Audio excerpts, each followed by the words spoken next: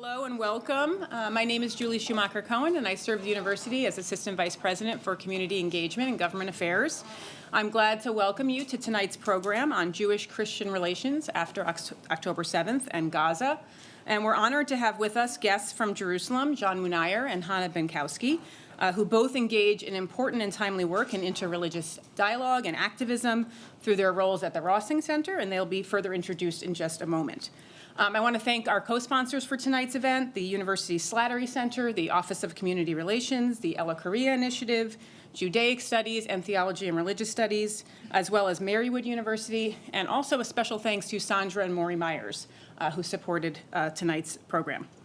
Over the last 2 years, the university has hosted a number of events to foster education, attention, awareness, and engagement around issues of peace, justice, and dialogue in the Holy Land. Next week also commemorates the 60th anniversary of the document Nostra Aetate, which is a particular milestone in the Catholic commitment to interreligious dialogue. And so it's fitting that we have this opportunity tonight to specifically reflect on the status of Jewish-Christian relations in light of the last 2 years in Palestine, Israel. Tonight's event has been especially coordinated by my colleague, Father Michael Azar, who is a professor in the university's Theology and Religious Studies Department. Father Azar has worked with both John and Hana in the course he taught in past years on Christians in the Middle East, where he was able to take students to the Holy Land. Michael is himself an expert in Jewish-Christian relations with a focus on Orthodox Christian-Jewish relations. So I will turn things over to him to introduce our speakers. Good evening. It's my great joy to introduce two friends, both on the personal and professional level, for whom I have great respect. Both coming from the Rossing Center in Jerusalem. Hana Bendcowsky is the program director of the Rossing Center and expert in Jewish-Christian relations. She holds an MA degree in comparative religion from Hebrew University and has 30 years of practical experience in interfaith activities in the Holy Land. She teaches in various institutions, colleges, and academic programs, and I can say is an excellent teacher and tour guide to University of Scranton students periodically. John Munayer is the Director of International Engagement at the Rossing Center, was born and raised in Jerusalem, and he researches, writes, and lectures on Palestinian Christian identity, Palestinian theology, and interreligious dialogue. He completed an MSc in International Relations of the Middle East in Edinburgh and an MA in theology in Amsterdam. Currently, John is pursuing a PhD at the University of Edinburgh as well. If you can join me in welcoming them.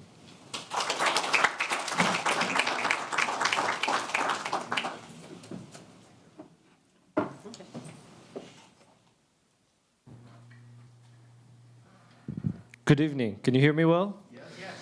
So I just want to say a big thank you for everyone who's attended, and obviously the organizer and the many names that were mentioned with the sponsors. It's really a privilege to be here.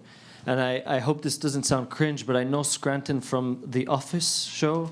So that's sort of I'm really happy to be here because of my great appreciation of that show. Hana and I will be presenting on Jewish-Christian relations in Israel-Palestine, and also how it might relate to Jewish-Christian relations elsewhere.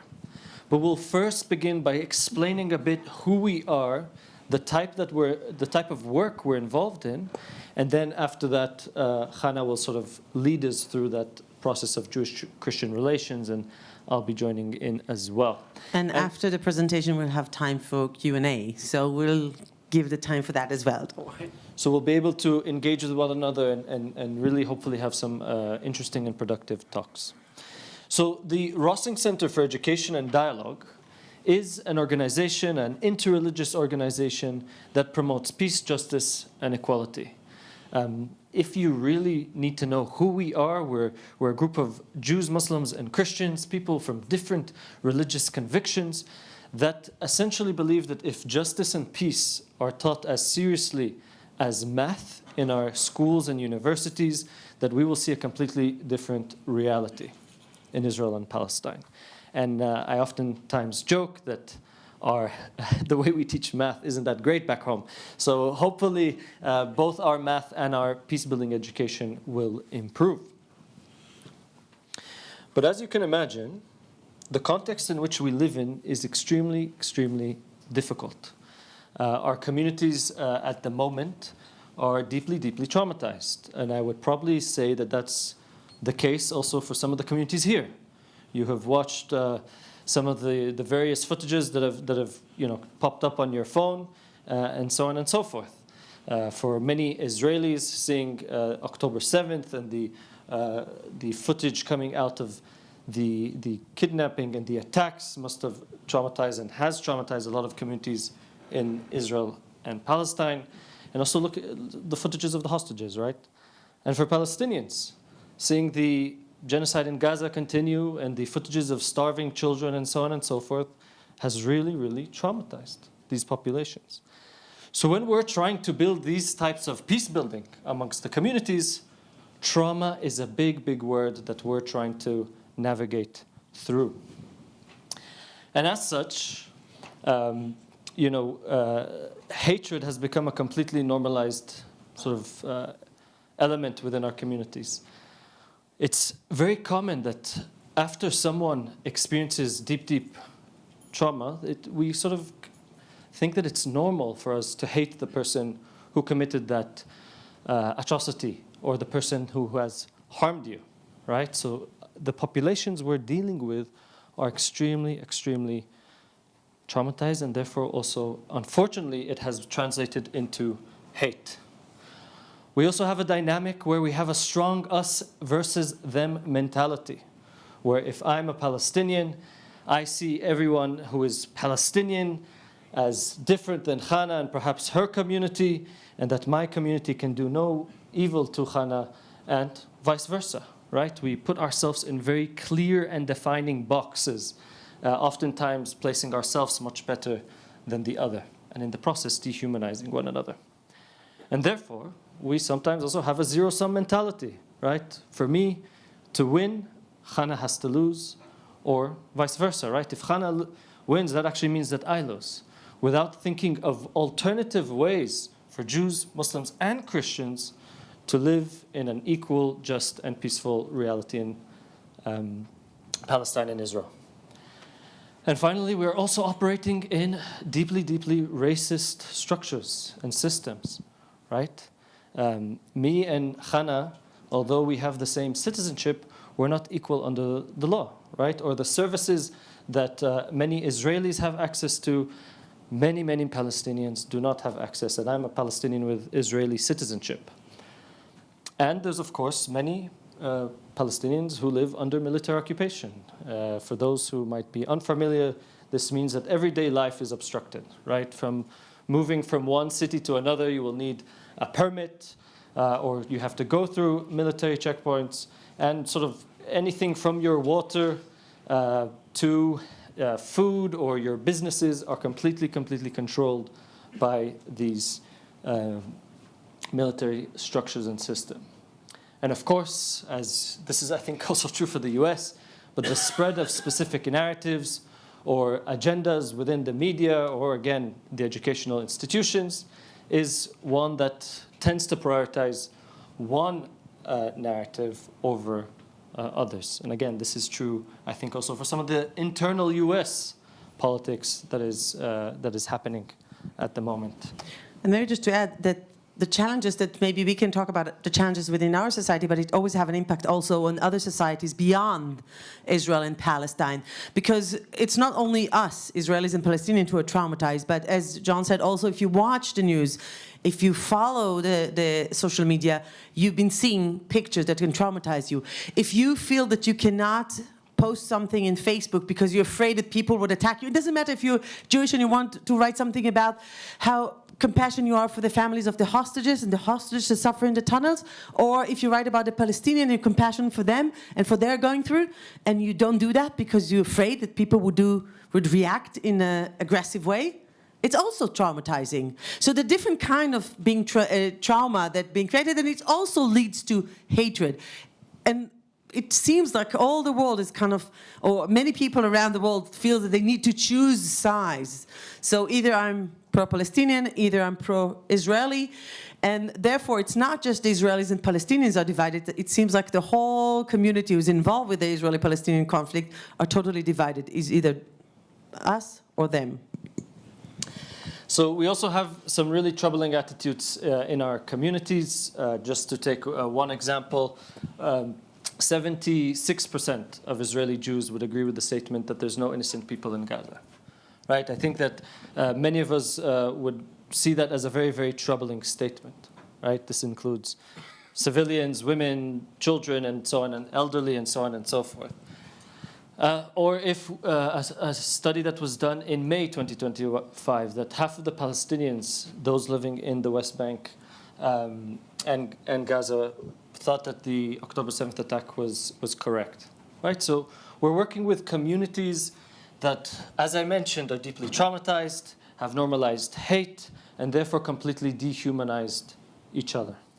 And compassion seemed to be become something that has limit. So if you have compassion to one group, you cannot allow yourself have compassion for another. There's a competition on pain, and again, that leads to hatred and animosity between the communities. So as part of our work to try and tackle this hatred, but also the systems that are fostering violence and inequality and so on and so forth, we work with around 6,000 to 7,000 participants every single year. We work with probably 100 to 120 educational institutions, and we're trying to produce a lot of content online that is trying to, again, promote the values that we believe in when it comes to justice, peace, and equality. And maybe I should say that the content that we're trying, the digital content that we're trying to produce is not preaching about values, but it's educating about the other, and through this education, through this content about the life and the history and the religious tradition of the other, you can also promote the values that we believe in. So you will not find teaching about love, but it's teaching about what it means to be a Christian in the Holy Land, what it means to be Jewish in the Holy Land. So out of some of our work is, again, not just amongst Jews and Christians. We work with Muslims, Jews, and Christians, people who are deeply religious, people who are completely atheists. We're trying to work with all the communities, right? This is something that touches everyone, and therefore we work with everyone. And just some of the feedback and from some of the surveys that we conduct, we do find that amongst our participants, fear is quite reduced, or for communities such as Palestinians within Israeli institutions that are fearful of their identity and of their narrative, they also report that they can speak more clearly about who they are. Just to give you an example of how complicated things can get, is when in the middle of October 2023, universities were supposed to start the fall semester in Israel. Now, in Hebrew University in Jerusalem, about 1/5 of the students are Palestinians, either from Jerusalem or from the north, from the Galilee. And they were supposed, and of course, the beginning of the semester was posted to December. But then in December, the staff in university thought, what are we going to do? How are we going to open the campus for students to come and study literature and art and history and philosophy and law and science when there are Israelis and Palestinians? And the Palestinians are grieving for their family members and people in Gaza, and the Israelis for the hostages and for the people who were killed during the 7th of October attack. And some of them serve in the army, and some of the students come with weapons to the army. How are they going to sit together in class, like you're sitting here and talking about Middle Ages or philosophy? So they asked us to help them to find a way to create an atmosphere that obviously would not solve the problem, but would make it a little bit more easier, and to help them to open up the students to be able to sit together and find a way to communicate on these things while they're studying in university. So this conflict is not just between something distant. It's something that we feel in each and every aspect of our daily life, in hospitals, in university, in the street, in the grocery store. You have to deal with this conflict in your everyday life. So this is who we are. We're about 18 staff members. Not everyone's in the picture. Again, people from around the country, from the various religious and ethnic backgrounds. And again, these are also people who are experts within the field of education and dialogue. and also staff that are paying a high price. So we have a staff member who lost friends in the October 7th massacre, and we have a Palestinian staff member who lost around 30 of her family members in the genocide in Gaza. So how do we do it? What is the sort of methods behind our work? And you could sort of categorize it in 3 different ways. The first one is we try to transform institutions. Our institutions are part of the problem. They're not fostering, they're not educating, they're not working for a just reality for all groups of people. So we have a 3-year program where we work with school principals, then the teachers, and then after working for 2 years with the principals and the teachers, they then include justice and peace education within the curriculum. And this is for specifically schools who are within the State of Israel, right? So both Israeli and Palestinian schools within the Israeli education system. And we also work with other education institutions, with universities, as I mentioned, colleges that train teachers, so the future teachers would have these sensitivities, and other program, non-academic program, educational programs. So it's quite a wide range of people that we work with. The second thing that we do is we use trauma-informed methodologies. Again, as I mentioned, and we've mentioned quite a bit of times here, we're working with populations that are deeply, deeply traumatized. So how can we use methodologies that help people address the trauma or the deep emotions of people without it being utilized for sort of hatred, right? So again, when we work with the principals or with the teachers or with the university students, trauma is constantly at the back of our minds. How do we help people engage with their trauma in a much, much healthier way? And through that, they actually open up to have more deeper dialogue and to develop compassion and empathy to the other, and then to work together toward the common values that we want to promote. And the third point, which is probably fitting for this specific subject today, which is Jewish-Christian relations, is we specialize in the intersection of the Israeli-Palestinian conflict with interreligious tensions. Because our communities are fairly religious, even if you don't necessarily believe in God. I usually have both Muslim and Christian friends, and I ask them, do you believe in God? And they say, no. So I say, oh, you're an atheist. And then they get angry at me because I call them an atheist, because they're deeply Muslim and Christian, because our identities are more than just our relationship with the divine. But it really, our communities are often organized on the basis of religion. So we're going to move now to speak about Jewish-Christian relations post-October 7th and Gaza. And Hana, you're going to walk us through that. One of the things that we've noticed, we're working in the field of Jewish-Christian relations for 20 years since the organization was established. And we noticed that there was a breakdown in many of the partnership and relationship around the world, and of course in the Holy Land. There's no discussion about it. It's not like people sit together and say, okay, we cannot talk to you because of your opinion about what happened in Gaza. But they just started to create distance between the communities, and people who work together, organizations who work together, stopped communicating with each other. We realized that Jewish-Christian relations, they have very important, very influential in the whole understanding or background of the Israeli-Palestinian conflict. The Israeli-Palestinian conflict didn't start 2 years ago. The Israeli-Palestinian conflict go back to the beginning of the 20th century. And the relationship between Jews and Christians in the past influenced the reality in the Holy Land, and therefore the Israeli-Palestinian conflict. So you cannot talk about the conflict without talking about Jewish-Christian relations, also around the world, also in Europe, in the West, because it has a huge impact on what's happening here. And the fact, as I said in the beginning, the fact that there's a crisis in the Holy Land, or continuous crisis in the Holy Land, it has an impact in many other places. So if we go through a crisis, it has impact also in communities around the world. So it's not just the area where the tragedy happened, but the waves of the trauma go much further.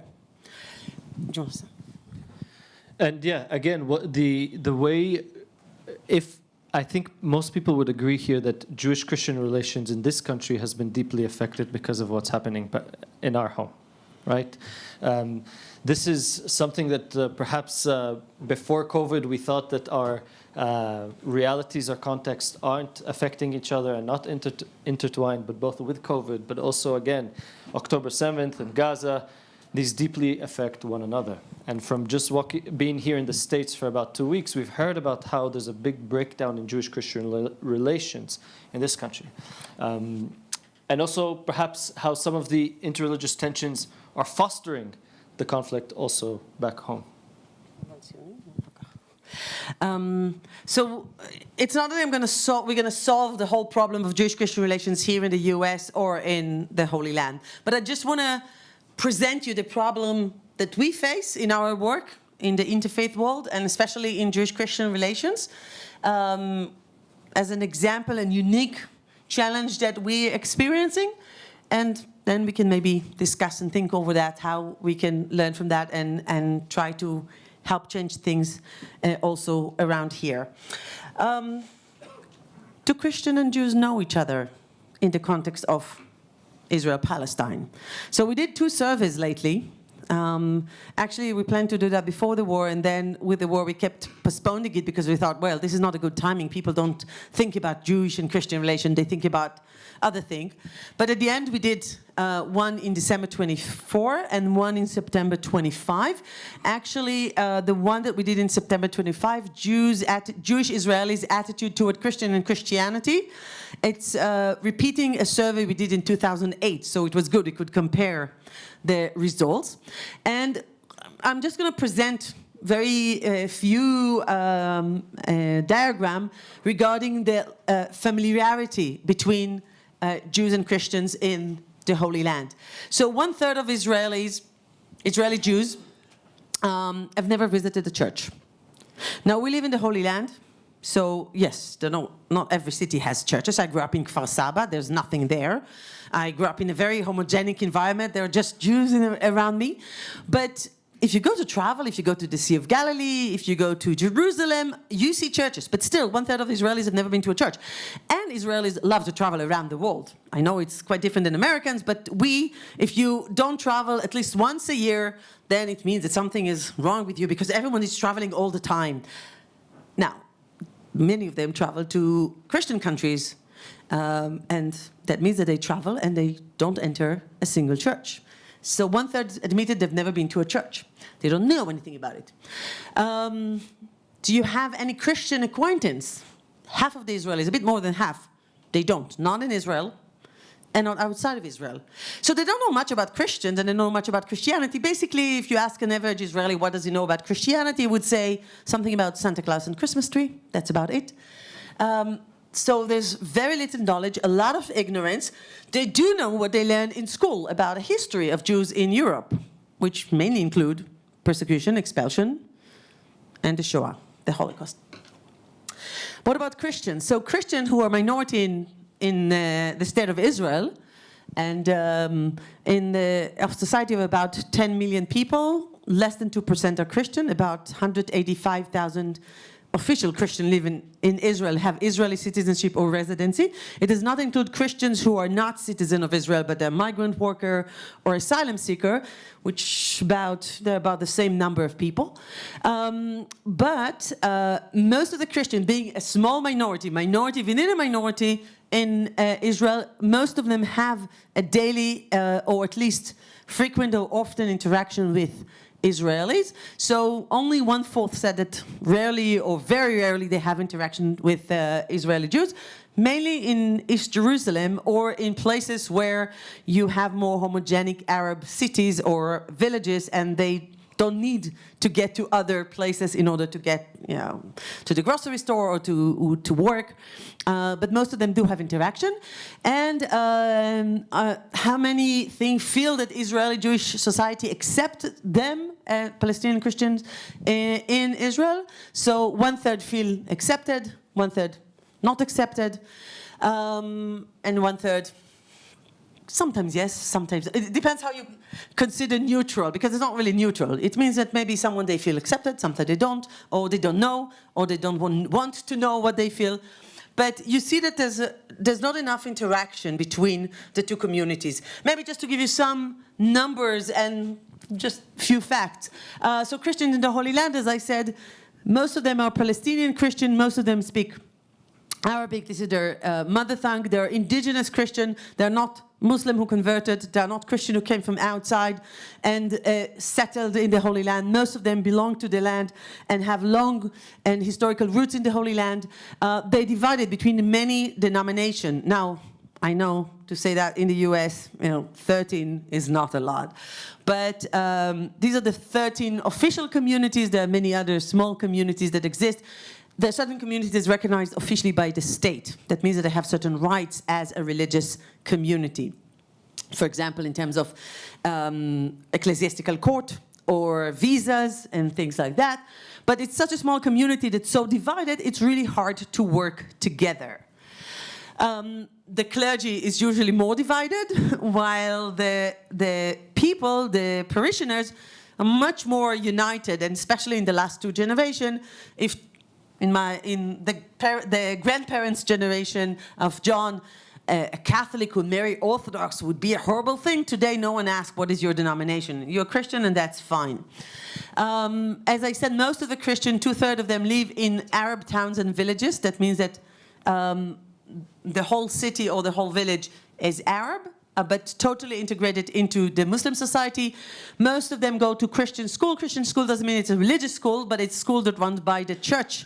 Most of the students in these schools are Muslim students because they don't have enough students in the church schools, and obviously they want to educate the whole society and not limit it only to the Christians. So a lot of the services that the churches give is not only to the Christian, but also to Muslim, and in some places also Jewish communities. So just to understand that the local indigenous Christian are very much integrated into the Muslim society. Of course, there are differences, cultural and religious differences, but when we talk about the conflict and relation with the Jews, we will see that there's a lot of similarities and connections in that sense.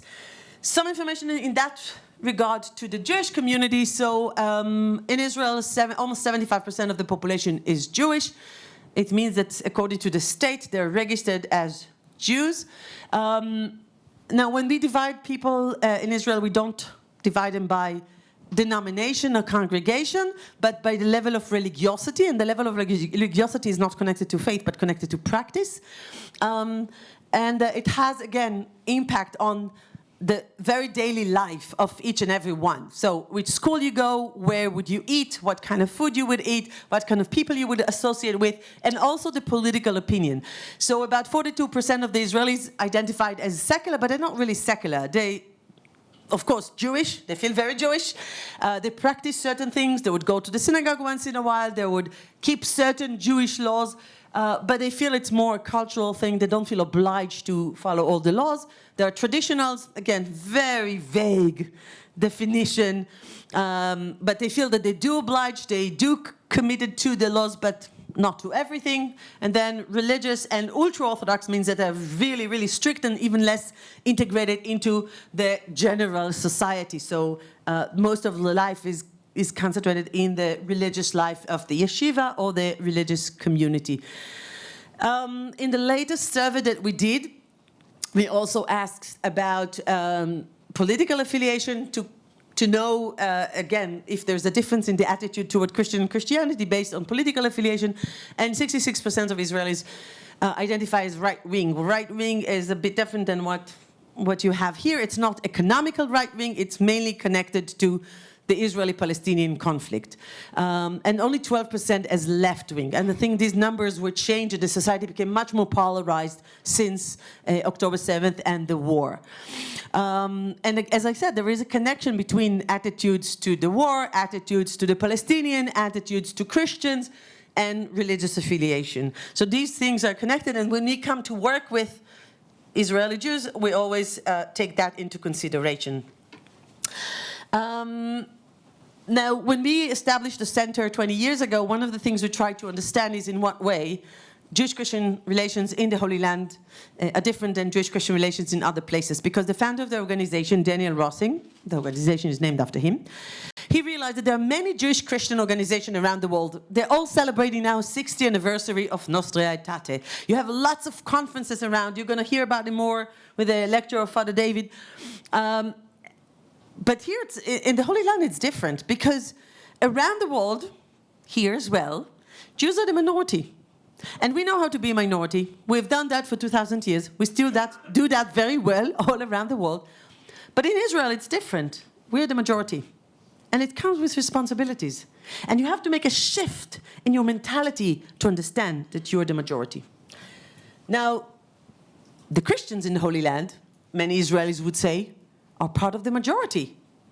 We are the minority in Israel because we're a small minority of Jews in the Middle East. We're a minority of Jews in the Western context. But the Christians, they're part of the Arab world. They're part of the Christian world. Whenever something happened to Christians in the Holy Land, immediately all the churches raise a voice. So they're very strong, they are very powerful, they have a lot of contact. We're the minority and they're the majority. And the Christians in the Holy Land said, what are you talking about? We are less than 2%. We're a minority within a minority. We're a minority of Arabs, Palestinian in a Jewish society, and minority of Christian in the Muslim society. We're a minority within a minority. It's very hard to have a dialogue when both sides expect the empathy, the care, and the responsibility of the majority, when you don't know who's the minority and who's the majority. What is the power dynamics between the two communities? Who is the weak and who is the strong? You don't have this problem when you have a dialogue between Jews and Christians in the West. We are the minority, the Christian, the majority. But in the Holy Land, it's not clear. And Israeli Jews, although we are the majority in the state, we still have mentality of minority. They're trying to protect itself. We feel insecure. We feel that we're still under threat. And therefore, we expect the protection of the stronger part. So it's really hard to have a dialogue when these power dynamics are not clear. We have a historical legacy. And if you will participate in any dialogue between Christian and Jews in the West, there would always be the discussion about anti-Semitism, anti-Judaism, the Holocaust, the Shoah, the history of what Christians thought about Jews and did to Jews. Fine, that's the legacy I grew up on.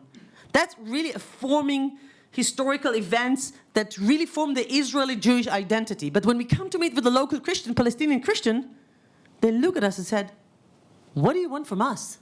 We were here in the Holy Land. When you had problem with a Christian in Europe, we got nothing to do with that. So these events that were really formative in our identity, considered to be irrelevant for the Christian. So in order to have a proper dialogue, you have to recognize the pain of the other. So the Palestinian Christian ask the Israelis to recognize their pains, being a minority in the Holy Land, in the past, in the present, the Nakba, the suffering that they went through as a minority, as Palestinian minority in Israel.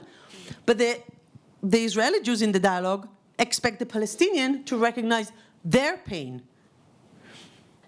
being a minority and struggling throughout the history around the world. But before you can dismantle this tension, you have to recognize each other pain and history, and to understand that each of us come with historical legacy. Difficult, heavy baggage. There are theological challenges. And of course, I mean, if you're involved in Jewish-Christian dialogue, you know that there are theological challenges between Jews and Christians. It goes back to the way we understand the Bible and what God reveals to us in the Bible. But it's much more complicated when it comes to the Holy Land. Because for Israeli Jews who have very little interaction with Christians, they don't really know what Christians believe in. And sometimes when I teach Israeli Jews about Christian and Christianity, I have to explain them not what they think Christians believe in, but what actually Christians believe in. But also for the Christians, it's difficult.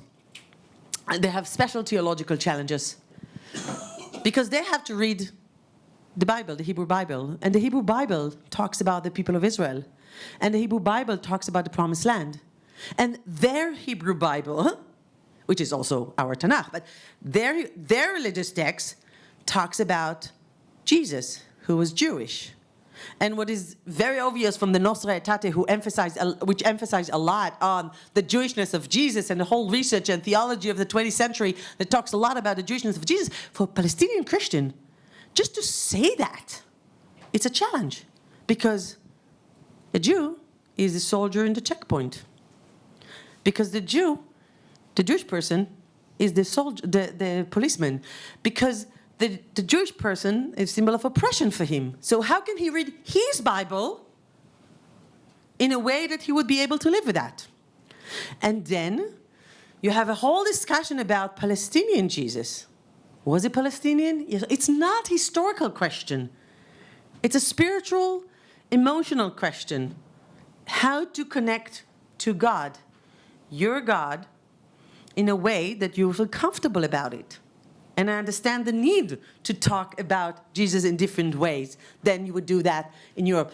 And of course, it could be offending for Jews when you deny the Jewishness of Jesus. So you understand this is a very complicated question. And not necessarily we discuss it in the dialogue, but we have to discuss it within our intra-dialogue with each community. We have language barriers. When you have a dialogue here, you all speak English. It's your mother tongue, at least the daily language you all use. When I have to participate in a dialogue with Palestinian Christians, if you speak Hebrew, it's very convenient for me. That's my mother tongue. If you speak Arabic, I don't understand anything because I tried several times to study, but I'm so bad in languages. And I didn't get much more than just very basic words. So we don't use our mother tongue. And when you have to talk about sensitive things, it's much harder to speak in a foreign language.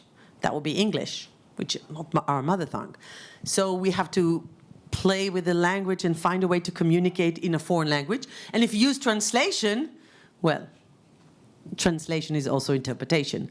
So it's really difficult to have a proper dialogue and to talk about very sensitive things when we don't have a common language. It's a very logistical problem.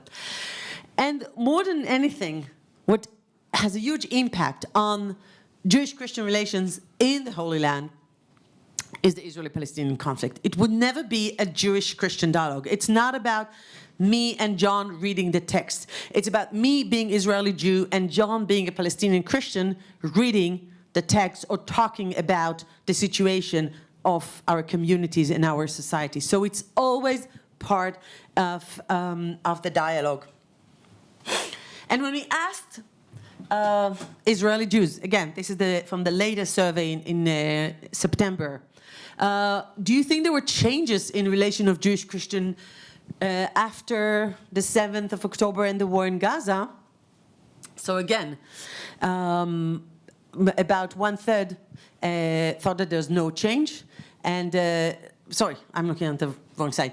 A bit more than a third thought that there was no change. But you can see that about 1/4 thought that there was a change for worse. I will just mention that in 2008, when we did the similar survey and asked similar question, there were many more who said that there was a change for better in Jewish-Christian relations.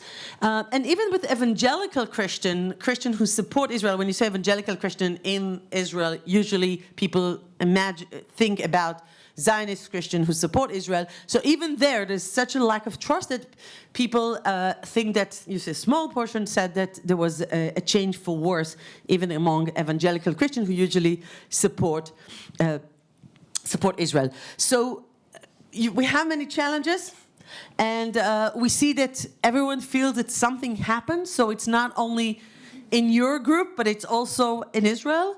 And the question is, how do we deal with that?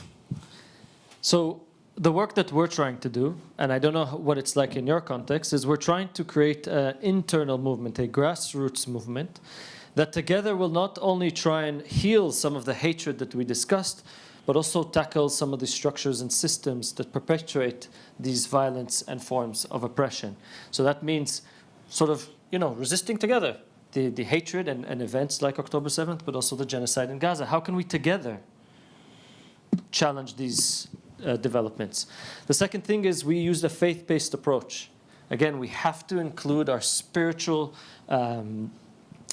backgrounds and traditions. If you think about some of the very important movements such as the civil rights movement, the spirituality or the religious grounding of that movement allowed it to a certain degree, to succeed. And this is something that we're trying to create, but just with many different religious communities together. And we believe that this is part of our making of hope. Hope is not something you just wish for. Hope is something you do. It's a form of action. And this is something we're trying to embody. And finally, we're also trying to challenge you here in the US. Part of the reasons why we continue to live in horrific realities is because of the way this country has adopted certain politics when it comes to Palestine and Israel. And if I reflect specifically about Jewish-Christian relations, I happened to be in DC about 10 days ago, and I was walking in the mall, I don't know how you describe that space, but I started to see all these tents. And in these tents, I could see a lot of what looked like sort of a form of evangelical worship, singing, and a lot of sort of Israel and America flags come together, right? This has been one form of Jewish-Christian relations that I think has been really, really harmful for both of our communities, both in furthering Palestinian oppression, but also adopting very anti-Semitic theologies. So that's just one way that I think Jewish-Christian relations in the US has harmed us. Or on the other hand, in progressive Christian spaces, I've seen many post-Holocaust theologians who have engaged seriously in the Holocaust, which I think is extremely important, but then had sidelined any other form of oppression. So I've also met sort of progressive Christians who sort of, they listen to my story and they hear, oh, it's really heartbreaking to hear about your suffering as a Palestinian, but the Holocaust happened, so this is just the reality you have to deal with.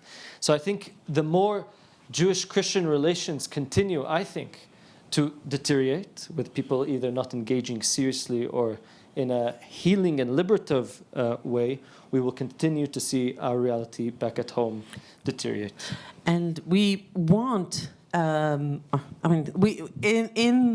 a society, as Jewish society in Israel, we want to heal from these traumas that we carry with us in order to build a stronger society. So just leaving us in this vulnerable position and look at us as victims that they don't have to be judged for what they're doing, that's harm us more than anything else. We try to use certain tools to promote a different kind of dialogue. We allow more space for emotional dialogue. This is a photo, I really love this photo. I took it on the right side, sorry. It's a priest, a Greek Orthodox priest, and an ultra-Orthodox rabbi who participate in a group of religious leaders in the University of Haifa that we facilitate. And when they get together, immediately they want to know, so how do you celebrate your holiday and what do you do with your community? And we actually force them to talk about emotion, to talk about how they feel, to talk about how they, to express also their feelings toward the situation that they experience as Jews, Christian, Muslim, Druze, as men, as women, as religious leaders. We ask them to practice mindful listening. So while they're listening to the other, we ask them to be aware of how they listen. Because when you're aware of how you listen, you would be more open to hear what the others say and not be busy in your mind to analyze what he's saying. When John talks about the genocide in Gaza and what happened in Gaza, immediately I think, oh, no, what he said is incorrect. He's not serious. I'm judging him. I'm busy with correcting him in my mind. I don't listen to him. This is very often happen when we listen to someone from the other community. So be aware of how I'm listening, and be aware that, yes, it's very normal and natural to think about what he says and answer him in my mind, but maybe to try to avoid it a little bit and really listen to what he said. I don't have to agree with him, but I have to listen to what he says. Creating safe space for dialogue. It's very hard to convince people to open up. A lot of people feel uncomfortable. They don't know how people would react. They don't know if people will continue the conversation outside of the meeting and they will get in trouble. It could be from both sides, Jews, Palestinians. How to create a safe space that everyone would feel comfortable to talk. And we try to help them to build closeness and understanding, so then they would be able to work together toward the values that we believe in. And they all say, yes, of course, we believe in peace and justice and we want to live together, but sometimes you just don't know how to do it. So working with religious people, working with religious texts, again, not necessarily with religious people, it's not the same thing, and using these tools would allow them to open up, to feel more comfortable to talk, to share not just knowledge, but also emotion, to have this feeling of closeness and understanding, and then work together toward the common values that we want to promote. So we'll conclude here so we can engage with one another. But this is really an invitation to participate in movements that are trying to change the reality for a just and peace and equal reality in the Holy Land, in Palestine and Israel. So feel free to join whatever movement or organization or initiative that you know of or feel connected to. And the second one is you can join our community. So we have a newsletter once a month. We also have an online webinar, usually once a month in English, about different topics connected to the Israeli-Palestinian reality and in dialogue with some of the interreligious dynamics and tensions. Yeah. We would like to invite you to ask, to comment, to react, to say what you think. Maybe not long lectures, but short comments or questions. We'll be happy to open a conversation.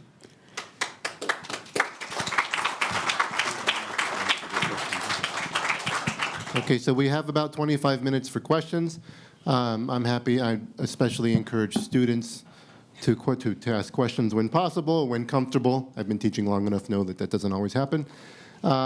Please keep the questions short. Any speeches, I will have the uncomfortable experience of cutting you off while I take the microphone and take it to someone else, okay? So I saw one hand go up so far, and then 2 and 3. All right. Thank you very much for your work. I appreciate what you're doing. I'm curious because your title is Jewish-Christian relations, though 99% of Gaza, as we know, is Muslim. And I know you said you work with Muslims, but I'm curious as to why that wasn't brought in. One more comment quickly. And then you talk about the genocide and, kind of working, against systemic oppressive systems. I think the occupation of 76 years, the illegal, violent occupation of Palestine, makes a huge power dynamic that really makes it difficult to heal from any trauma that's ongoing.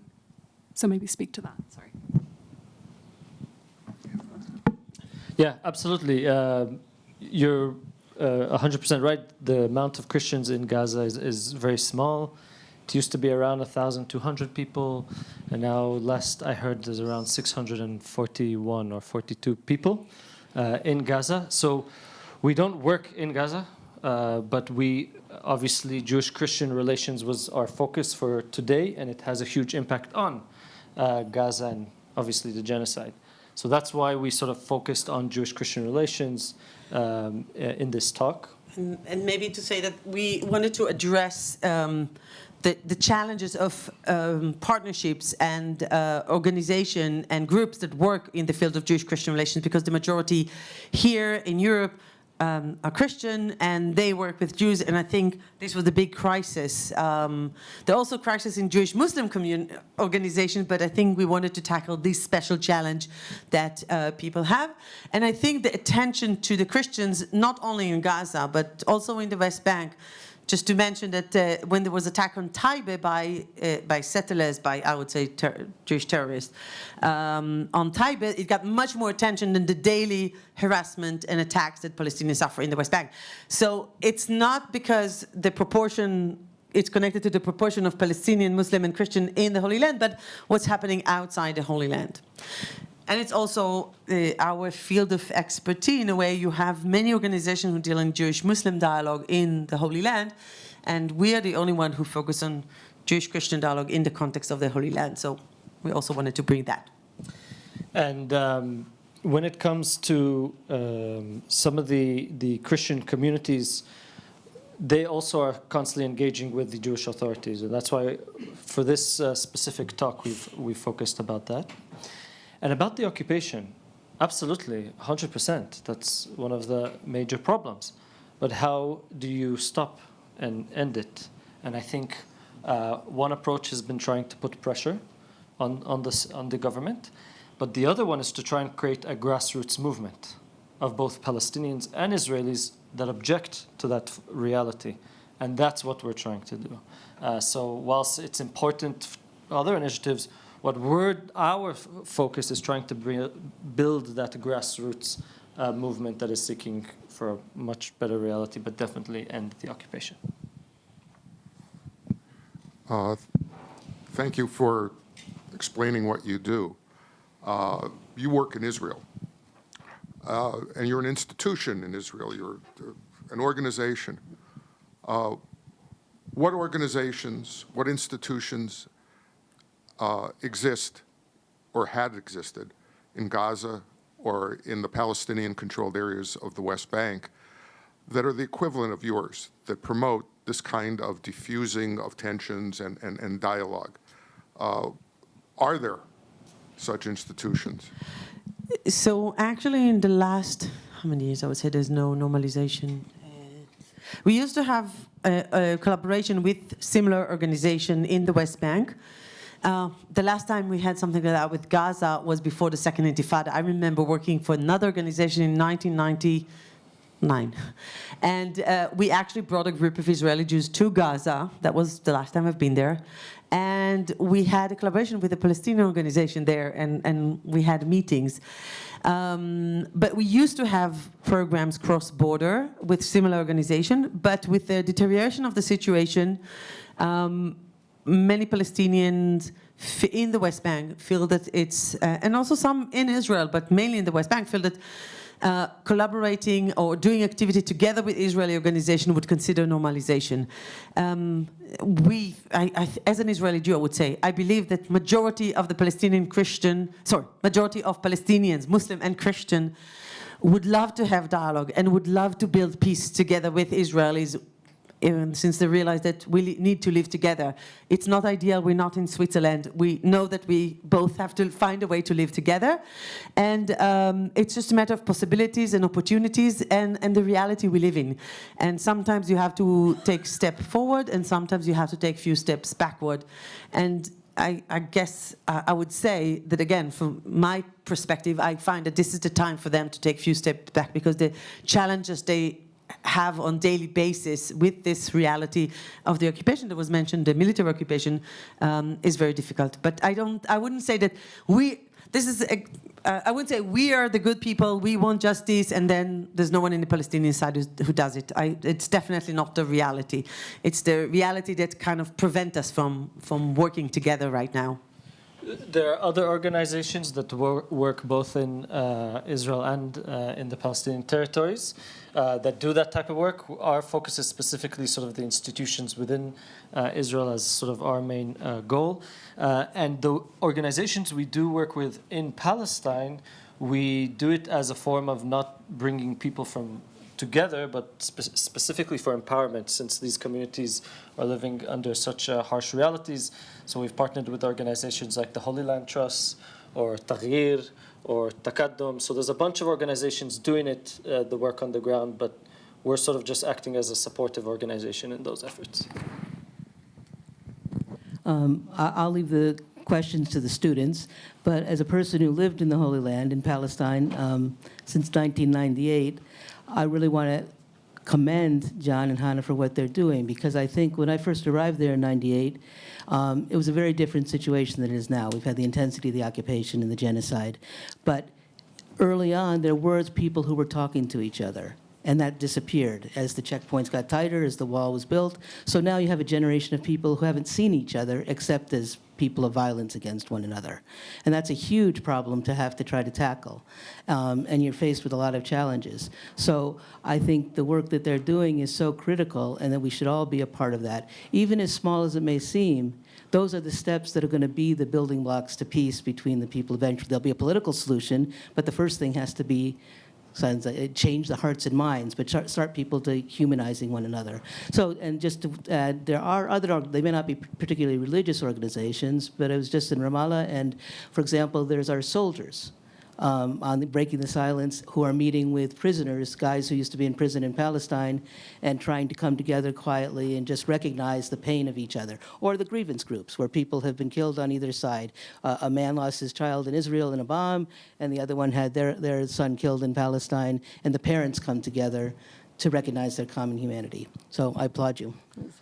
Yeah, it really is a reality where Israelis and Palestinians, at least Palestinians in the territories, have far less contact, as you mentioned. And sort of for the average Israeli, the only Palestinian they will hear about is sort of one who acts in violence, and vice versa. Palestinian, anytime they think of an Israeli, they think of a settler or a soldier. And this has, as we see, deepened the divide and fostered more violence. Hello.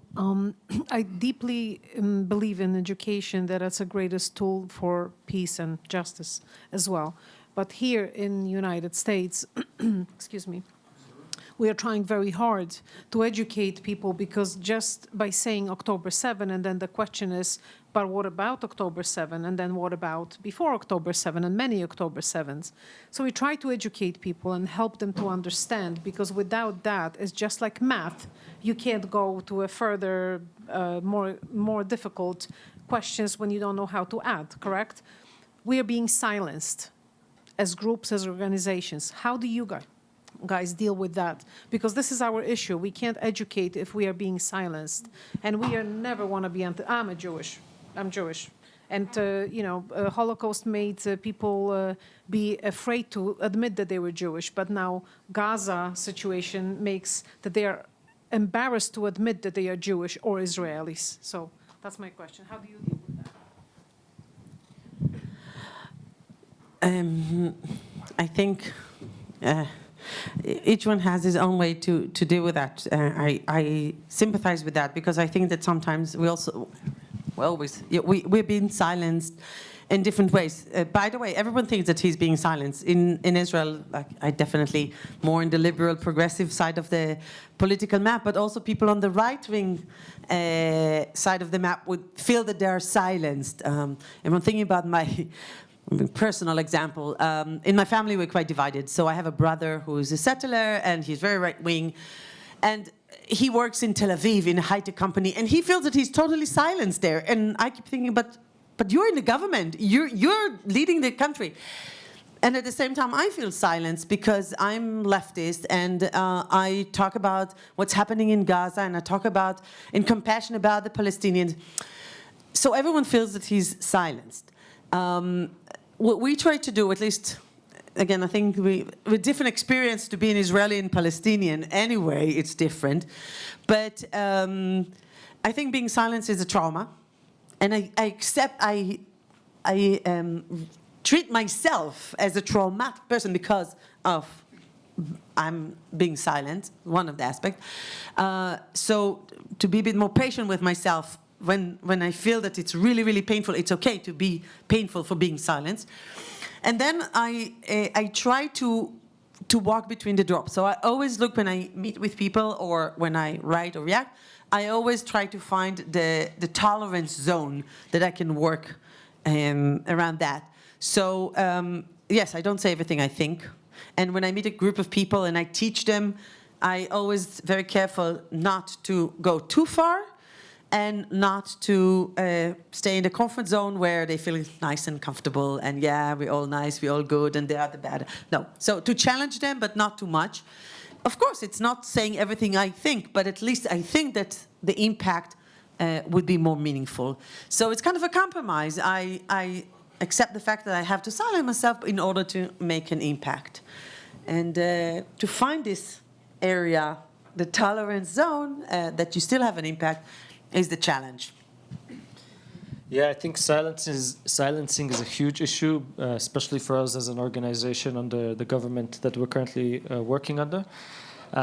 So I think we need a lot of creativity and wisdom in how we speak up, and also how can we amplify the voices that are not sort of selective in compassion or selective in their justice or peace or security or freedom for one group over another. But how can we amplify the voices that really want to transform the entire reality and relationship for the good of all people? For those wondering, we probably have about 15 more minutes in which to take questions. Hi, forgive me if I speak slowly because my throat is not in the best shape. I want to touch on the issue of the silencing. I have found that many people feel silence when their opinion is not accepted as irrefutable. And that happens on all sides. Having said that, I also believe that those opinions are developed based on competing narratives that shape the way people see themselves, see the other, and see the context. And yet, the narrative may or may not be based on facts, but the narrative is really what shapes the way people react emotionally. And that creates a very significant obstacle to the kind of work you're trying to do. Part of that obstacle is that both societies, Palestinian society and Israeli society, have changed over time. And have changed over time based on the dynamic between the two. That is not something you touch on. Like the Israeli society of the 1990s was very different from the Israeli society of today, and the same can be said about Palestinian society. So I would like you to touch on that aspect, on how both societies change. I think it can go to many directions. Of course, we changed. It's a different world. One main thing is the fact that most of our information comes today from the young generation, get it from TikTok. And my generation comes from Facebook. And so it's very different society. It's a society that is more exposed. It's young people feel that they're always being watched, and whatever they say can be is documented and saved. You don't have deep conversation. You don't have deep knowledge. There's much more ignorance. So of course it has a huge impact. And in general, I think you see it in many parts of the world as well as here. Society is more polarized. There's more popular attitude when it comes to religion, when it comes to people attracted to simple version of religion, to simple version of politics.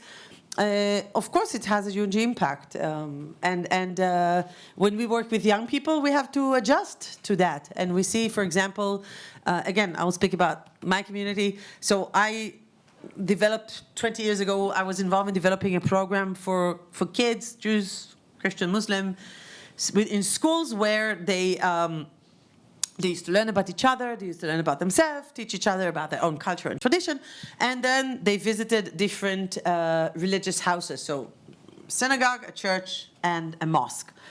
20 years ago when they started these are secular schools, so kids come from secular families, so they're not religious. Everyone entered all the 3 buildings. There was no problem, the 3 houses of worship. In the last couple of years when we did the program, we had major issue with Jewish kids who were afraid to enter mosque, and Jewish kids who didn't want, for religious reasons, and they're not religious kids, but they still, religious reasons, didn't want to enter a church. And of course, it created a reaction from the Muslim students who said, well, we don't want to enter a synagogue. So yes, this is a different generation. It's 15 years later. It's not something that they develop, it's something that came from the parents, so it's the parents' generation who is more polarized. So obviously, we have to adjust to the changes within the society, and depends with which age group we're working, to see what's the reality that they're facing and accordingly to work with them. Hi. I like to ask a question. Here, the name is first of all, Christian Muslim. I mean, a Christian and Jews.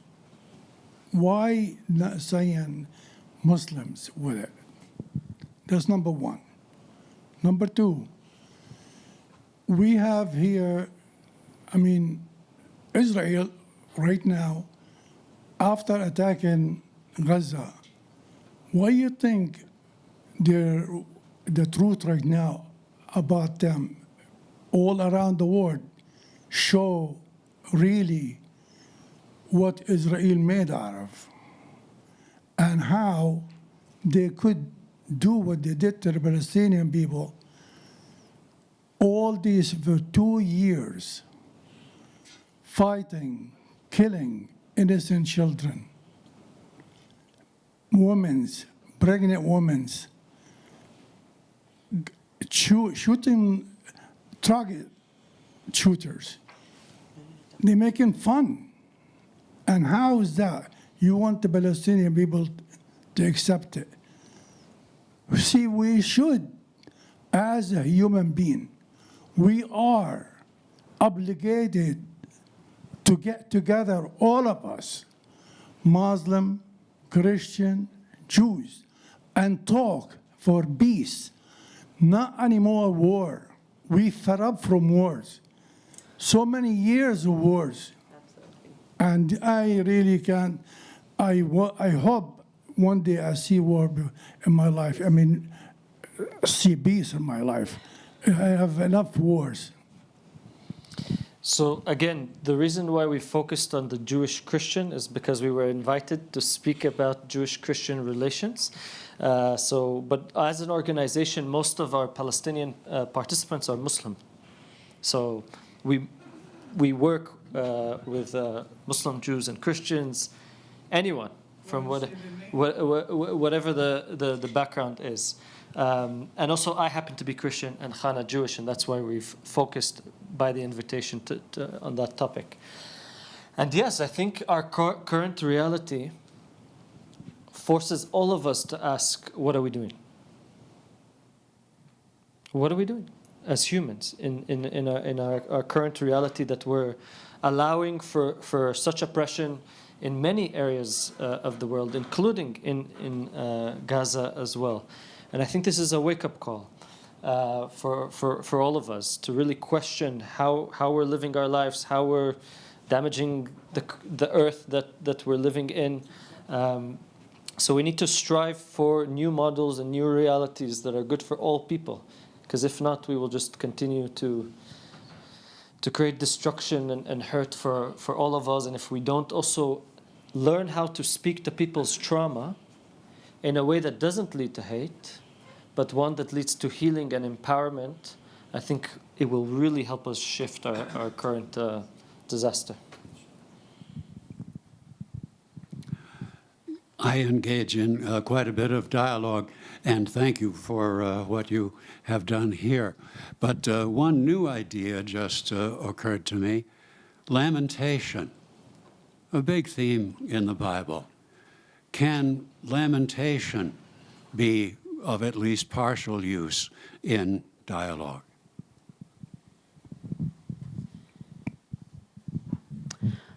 I think it's the next stage. We're not there yet. We're still in the level of compassion, recognition, and then I think the lamentation would be able to come. But I think it's something that we have to keep in a drawer for a later stage. Thank you very much for suggesting that. Hello. So I personally believe that to help is to know, and this first step to be able to serve and achieve justice is to be willing to hear and to know the people around you. But again, so I applaud your work and I love the effort you guys are doing to achieve that.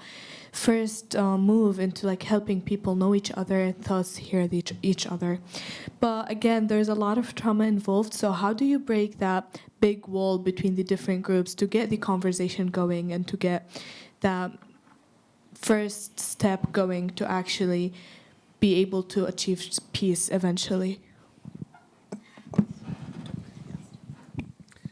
So we try to work with people who don't necessarily want to engage with one another, and therefore we partner with these institutions. So we're trying to tackle the majority of population.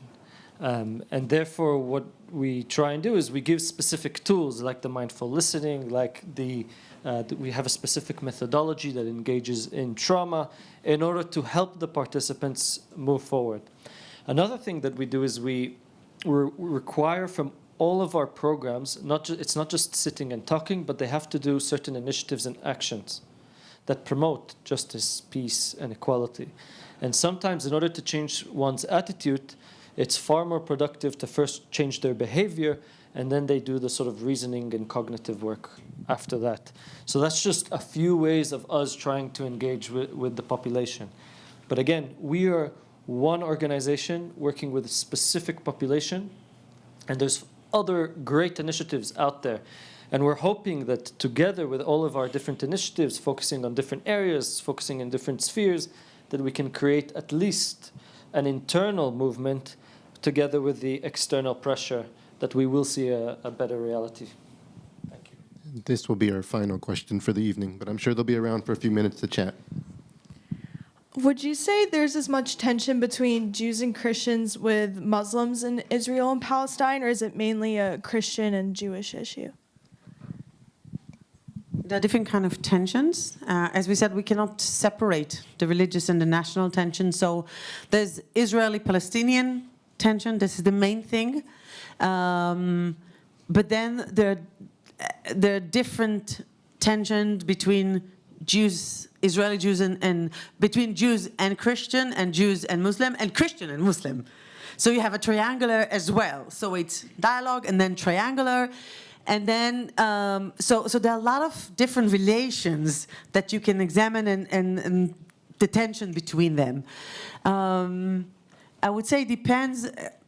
It's, in the past we used to say, I'll explain why I say in the past, but if you would ask Israeli Jews, what do they think about Christian or Muslim? So usually they would say, we feel closer to Christians, but more distant from Christianity because of the theological background and the historical background. We feel closer to Islam, but more distant from Muslim because of the conflict. That was also changed, because in one of the questions we asked in the survey, we asked, to what religion do you think Judaism is closer? In the past, in the 2008 survey, the answer was, by far, more people said that Judaism is closer to Islam, because theologically, Judaism and Islam are closer. It's similar discussion about God, and it's more religion of law. So in Judaism, and also the Jewish law, when it comes to Islam, are much more open than they are when it comes to Christianity. And then in the survey, and obviously there was a big difference between secular people and religious people. Secular people felt more close to Christian and Christianity because they just don't know. But religious people who are familiar with Judaism, they said that they feel more closer to Islam. But in the current survey, the number of people who said that they feel closer to Islam, that Judaism is closer to Islam, was dropped. And it's not connected to theology or to history, it's connected to the political situation. So even that technical and maybe even halachic question, a question that related to the Jewish law, is also interpreted in an emotional way that's connected to the conflict. But these are different kind of relationships. So you have the dialogue, you have the trialogue, and you have different kind of relationship between the different communities. And that's why sometimes we just talk about Israeli Palestinians, sometimes we talk about Jewish Christian, sometimes Jewish Muslim. We always choose, and as we said here, we thought that the context is also the dialogue that's happening here, and therefore we tackle this aspect, but it's all interwoven. Okay, so we're That was our final question. We want to thank our speakers, and I just want to give two plugs for two other. First of all, that some of us on campus, John has just co-edited a book called The Cross and the Olive Tree, Cultivating Palestinian Theology in Mid-Gaza. You can talk to him a little bit or order his book from wherever you order books. So we just wanted to also plug that. And then on November 12th, we're having another guest. He was supposed to be coming to us from Jerusalem, but he's going to be Zooming in, but we will be gathering in person. Father David Neuhaus, he is a Jesuit who spends most of his time in Jerusalem, and he's going to be speaking specifically on a Catholic vision for reconciliation in Israel-Palestine today, equality, justice, and peace, and he will also be speaking about the dialogue with both Jews and Muslims. So, and he's also a wonderful speaker, so I would encourage you to come to that. That will be at noon on November 12th. So please, thank you again. Please join me in concluding our event and thanking our speakers. Thank you. And if someone wants to have the brochure to get more information, the contact details, you're welcome to take.